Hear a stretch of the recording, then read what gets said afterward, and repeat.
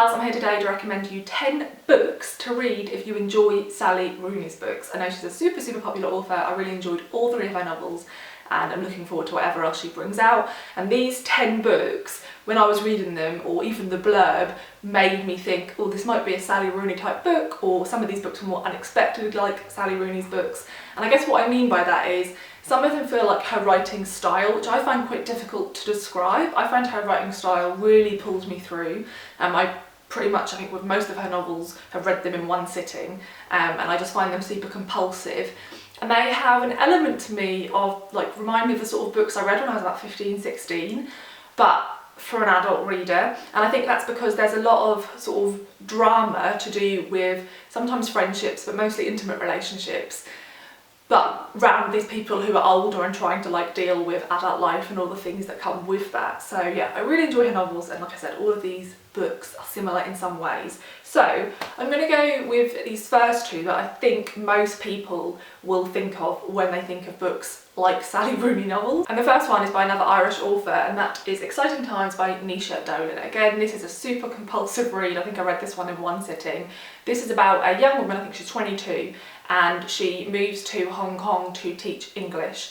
And she starts living with a friend called Julian, who is super wealthy but also really cold, and they have this odd dynamic where like he sort of pays for everything and they have sex, but like not much more than that, and it's pretty toxic. But then she meets a woman who is a Hong Kong resident and starts to sort of build this possible relationship with her. So we have a bisexual protagonist, which is something I really enjoyed about the book.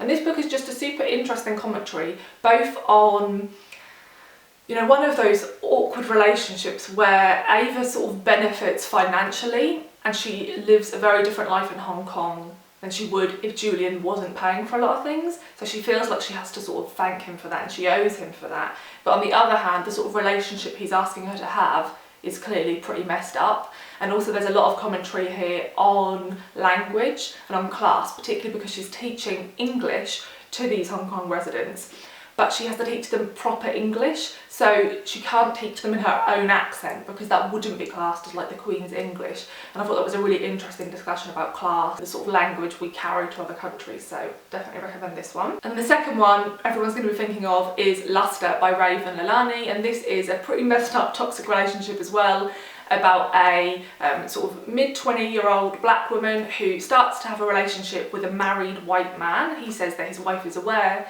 that he has sort of relationships outside of the marriage, and because of some odd things she actually moves in with his family, and his wife is white but they've an adopted black daughter. So there's lots of discussions in this about sort of toxic masculinity. Again, this man in this situation is a lot older, he has a lot of wealth, and he gains a lot of privileges because of those things, because of his age, his gender and the colour of his skin. And when this woman moves into his family home, she has that really awkward situation with his wife knowing that he's sleeping with this much younger woman, and that's a really interesting dynamic. But the dynamic I enjoyed the most was the dynamic she has with his adopted daughter, because there's lots of commentary there about the fact that they're both white and they've adopted this young black girl, and there's certain elements that they can never respond to or understand as much as our protagonist will. So all those conversations are really interesting, and again this one's super compulsive, reads very like Sally Rooney. And I will say though, there's a couple of scenes in this book that I found pretty grotesque to read, in that the man can be pretty like awful, and you just want to scream at the protagonist to get out. So just like trigger warnings for this novel. And this next one I think is the closest comp to Sally Rooney. This book is very reminiscent of Normal People, though it came out much before Normal People. And in fact, when I reviewed Normal People a few years back and asked for recommendations of similar novels, loads of people recommended this one, and that is Tender by Belinda McKeon. She's another Irish author, and this book is set in the early 90s, and we follow a young woman and a young man who sort of meet each other when they're teenagers at university. And they develop a really close friendship, but to the degree where the young woman feels that her life is really dependent on the guy, and he is from a much wealthier, sort of affluent family, and she feels really attracted to his family life. She really loves his parents, and their friendship starts to feel a little bit like they're in a relationship but not, in that they expect certain things from one another. It doesn't feel like a really even dynamic, and that you get the sense that he takes a lot from her. She's so desperate to help him and to make sure he has everything he wants, but that she's possibly asking for things from him that he isn't capable of giving. This has quite low ratings on Goodreads. It's around 3.60, which I think it deserves much higher than that. And I think the reason for that is this is a fairly long novel compared to all the other books I'm recommending. This is much longer than your average Sally Rooney novel, and I think a lot of people felt that this book could have been a lot shorter based on the reviews. I really liked the length. I think it worked. There wasn't any sections where I was thinking, oh, like, you know, I don't need to know this. Like, it is very detailed. I can still picture scenes completely and the surroundings in the way they were described. But yeah, I think it requires that level of detail because you're watching them for quite a period of time, and you're seeing all this minutiae of how sort of tangled up they are in each other's lives, and seeing so much of it allows you to really grasp quite how bad it is. So yeah, I'd highly recommend this one. Very reminiscent of Normal People, I think. And this next one is quite reminiscent of Normal People as well, and that is Acts of Desperation by Nolan, who is again another young Irish writer. And this is about a young woman in her 20s who starts a relationship with this guy that she thinks is like absolutely wonderful, like God's gift. And she feels very inferior to him. She has lots of problems with her weight and with sort of security, and she sort of drops everybody else in her life in order to be there, like at a whim for him. Like she'll cancel plans with a friend. She won't go out for coffee in case he comes home and like immediately wants sex or wants dinner. And her life becomes so focused on him in a really toxic way. And there's segments of this novel that are told in the future when you know she's no longer with him. So there's always this element of hope through quite a dark novel that she will somehow get out, but it is a hard read. Like the title Acts of Desperation completely goes with the novel. So I would definitely give trigger warnings for this. This is a very toxic, abusive relationship in multiple ways, and it is not an easy read.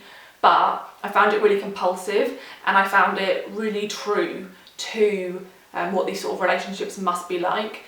It just felt like, I think for some people, this would be a really difficult read, but a really cathartic read, and that it would really recognise experiences they lived through. So again, I'd highly recommend this, and I'll definitely be watching this author's career and looking at what she brings out next. The next novel I want to recommend is Writers and Lovers by Lily King. I've read a few Lily King novels now and just really enjoy her writing style and find it very readable and compulsive, but also has that ability to really excellently describe all the surroundings. And our protagonist in this, I think, is in her late 20s, early 30s, and she lives in Maine, and she has recently suffered the loss of her mother very unexpectedly and is really struggling to work through her grief because they were like incredibly close. And she's always wanted to be a novelist, and so she's renting this sort of one room in this tiny little garage next to somebody's house, and she's trying to write this novel, but while doing that she works as a waitress at like a really fancy restaurant. And the descriptions of the restaurant are like perfect. Like, my idea of hell would be to be a waitress. I have incredibly shaky hands and I would not be able to be polite when people complained. But the way this was described, just her moving through the restaurant and like preparing the tables, and the stress when like something went wrong was really well done. So we're sort of focusing on her working through her grief. She has a condition where she often gets this sort of out of body experience, and she describes it as like humming. She feels this buzzing sensation throughout her body and feels really disconnected from her surroundings. I mean, at the same time as her trying to write this novel and work through her grief and through this illness, she meets two very different men who offer her quite different paths in her future. One who's more around her age and is very carefree and sort of early on in his career as well and still trying to figure things out. But then the other one is a much older man who has two children and is widowed and is a very successful, prominent novelist. And it's sort of this choice she's trying to make, but the novel feels much more about her. And what I loved is that whilst this is sort of a love triangle, it also doesn't feel like the most important element of the novel. So whilst it's very reminiscent of Sally Rooney and the themes it's handling, and I think in the writing style of it feeling really compulsive, like I said, it also feels a little bit different in that this protagonist has like the main focus isn't these two men. The main focus is her trying to move forward and find herself through all this grief. So yeah, highly recommend this one. The next one is another book I read in one sitting and would love to see more people read it, and that is Fault Lines by Itami. In this we follow a 30-something Japanese housewife who is sort of unhappily married to a husband who's very career driven and doesn't seem to love her anymore and doesn't really connect or even talk to her much. And she has these 2 young children that she completely adores, but she feels like she's been consumed by the role of being a mother and a wife. And there's a moment in this where she's standing on the balcony of the apartment block that they live in and considers jumping. And even though that's obviously devastating, it reads as quite a funny scene, which sounds weird but really works if you read it. And she does have a part-time job where she meets sort of foreign people who are coming to Japan and gets them used to Japanese customs and introduces them to sort of Japanese restaurants and locations that they otherwise wouldn't know.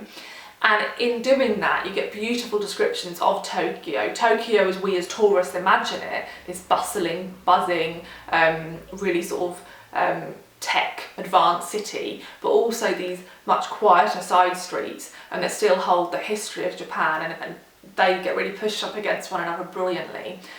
In doing that, she meets a man who runs a very successful restaurant and she starts to have an affair with him.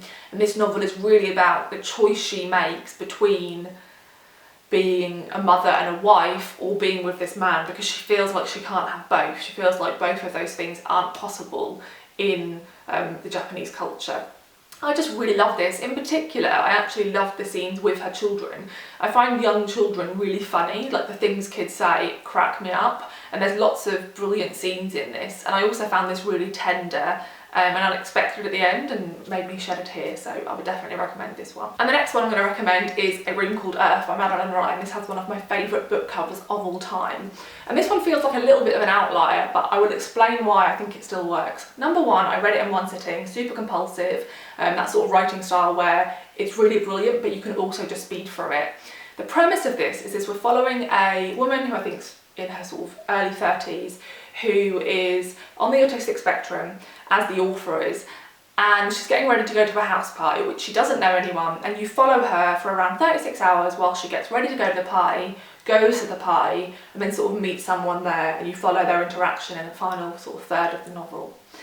But the reasons this made me think of Sally Rooney's novels is in large part because of that compulsiveness, but also because in Beautiful World, Where Are You?, we have these email exchanges where these two friends are talking about all these topics, like sort of world events and things that frustrate them, and they talk about them at length. And this character, this is from the first person viewpoint, and she thinks about all these topics throughout the day. So whilst we get descriptions of her really funny cat and the avocado sandwiches she's making in minute detail, we also get descriptions about her thoughts on feminism and toxic masculinity, and veganism, and the displacement of Indigenous people in Australia.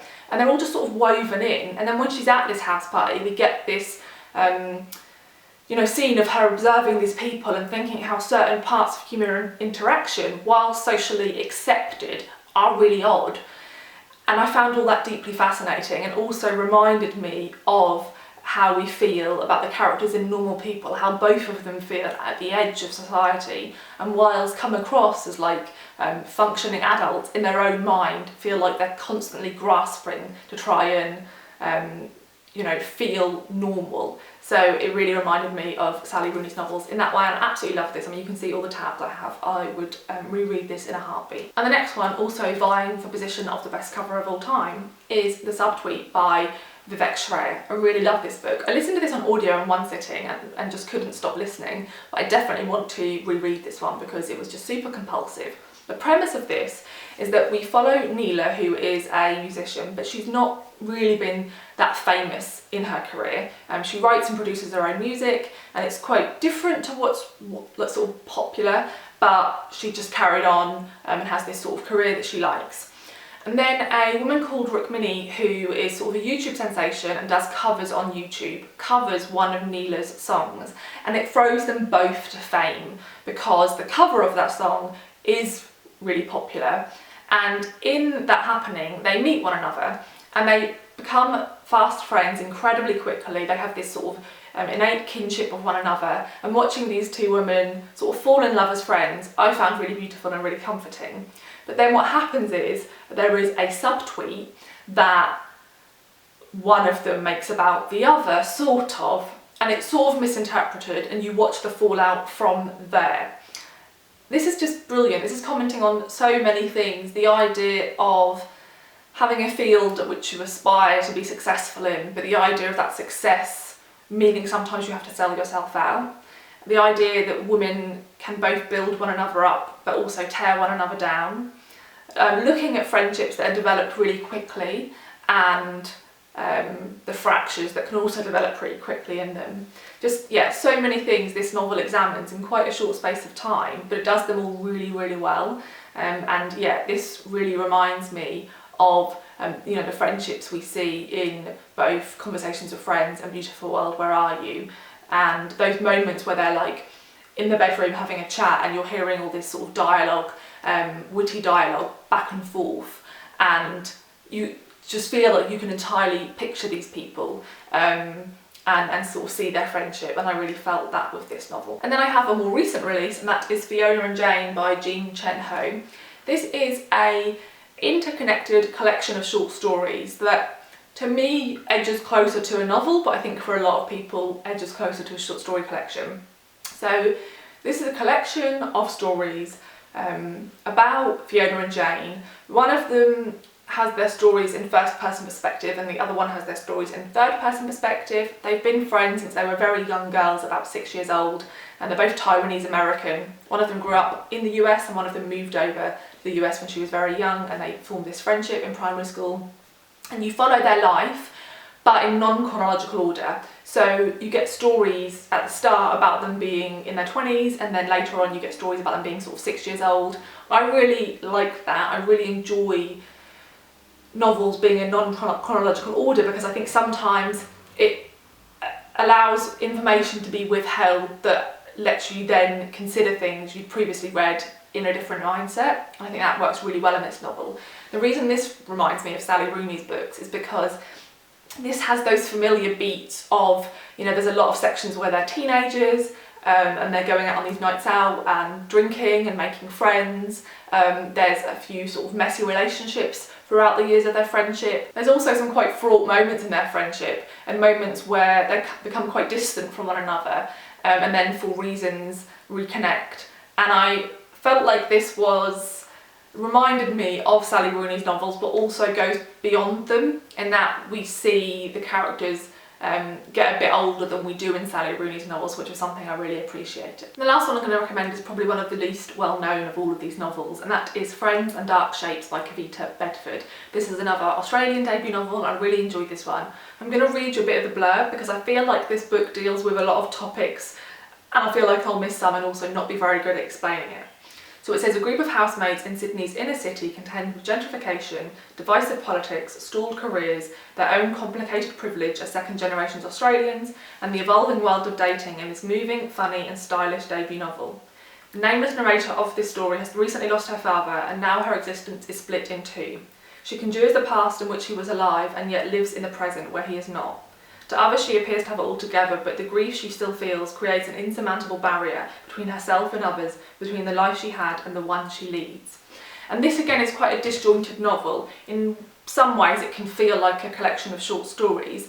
I feel like this author would be really great at writing an essay collection, and the reason I say that is, again, this is quite reminiscent of the email exchanges in Beautiful World, Where Are You?, which at points made me think, why didn't Sally Rooney just write an essay collection?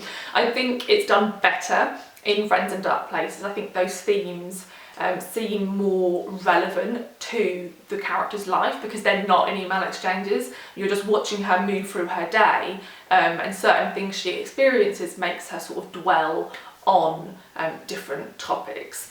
And like it says, you're following these four friends, so you just see silly things like, you know, them being annoyed about who hasn't cooked dinner in a while and who hasn't cleaned much, but then also these much bigger discussions about the idea of sort of selling out by moving into these areas that are being gentrified, and the ways in which they let each other down, but then really help each other out, and also all being at this point in their life where they feel too old to still be house sharing with friends, and their parents are starting to say to them, you know, what are you doing with your life? Why aren't you a doctor yet? Why aren't you a lawyer yet? And all these fighting topics when they still feel like young adults, and they don't quite feel ready for the life that people are expecting them to lead. I thought this was a really interesting book, tackling lots of topics, but I will say, if you want a narrative-driven novel, this is not that. There isn't really much of a narrative arc at all. This is more an exploration of all the themes mentioned. Again, I will watch what this author brings out in future because I found this one really interesting. So those are all 10 of the novels I wanted to recommend. I'd love to know if you've read any of these, and if so, what you thought of them. I'd also love to know if you are going to pick any up based on this video, and also if you have any more recommendations for me or other people watching or reading the comments. I'd love to hear them down below. Thanks for watching, and I'll see you in the next video. Bye!